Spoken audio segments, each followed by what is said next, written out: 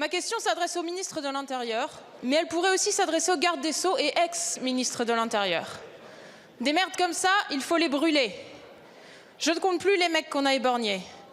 Moi, j'ai envie d'aller les tabasser. Ces propos ont été tenus par des gendarmes lors de la manifestation de Sainte-Soline le 25 mars 2023. C'est ce que révèlent les images de caméras piétons des forces de l'ordre diffusées par Libération et Mediapart la semaine dernière.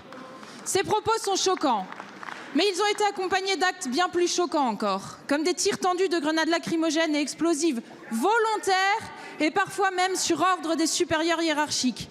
Ces tirs tendus sont interdits parce qu'ils peuvent tuer. Mais le plus choquant dans cette histoire, c'est que l'inspection générale de la gendarmerie nationale a visionné ces images et n'a pas jugé bon d'en informer le procureur. Ce dernier avait pourtant chargé l'IGGN de l'enquête pénale ouverte pour déterminer les circonstances dans lesquelles 4 manifestants avaient été gravement blessés. La retranscription des vidéos transmises au procureur n'évoque que très partiellement les faits et en amoindrit la gravité. Alors en cette veille de 13 novembre, nous saluons l'engagement quotidien des forces de l'ordre.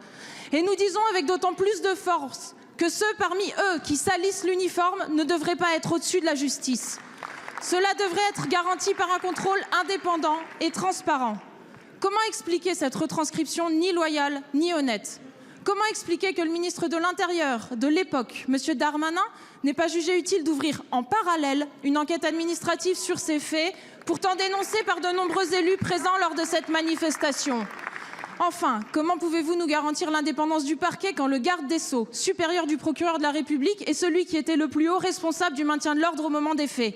Monsieur Darmanin est en situation manifeste de conflit d'intérêts. En démocratie, il aurait déjà démissionné.